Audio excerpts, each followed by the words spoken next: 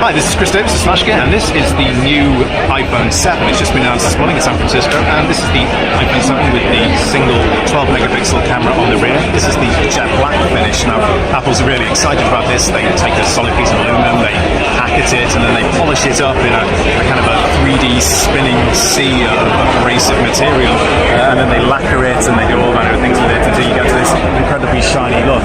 There's also a black version that you standard silver and rose gold and gold too. Some of the changes, the big one that people are going to complain about, and undoubtedly, is this, the single lightning port on the bottom, and that's going to be used both for the in-box earpods and also with the lightning to 3.5mm headphone jack adapter, because there's no standard headphone jack on this.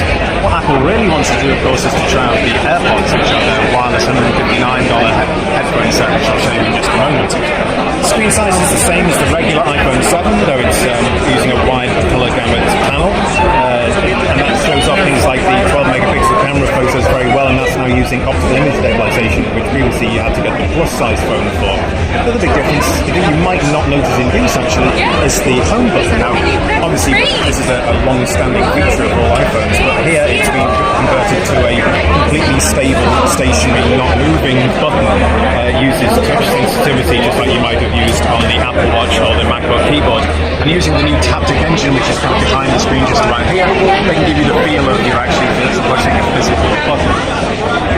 Running iOS 10, of course, this is going to be 649 for the smallest version, 32GB of the iPhone 7, but of course this is the iPhone 7 Plus too.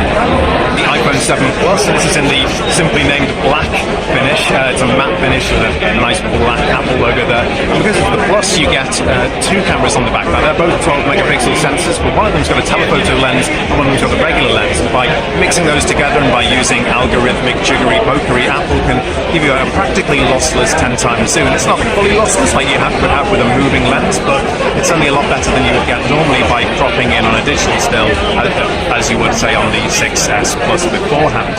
Otherwise, they're both the same. You obviously get more battery life in the iPhone 7 Plus, and it's a little bit more expensive, $849 off contract, up likely to be around $200 or so on the contract when the carriers announce their pricing later in the year.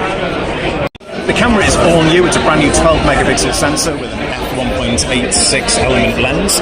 On the iPhone 7 Plus you get two of those sensors, and that's used for the new depth effect, which allows you to go kind of a DSLR style blurring in the background.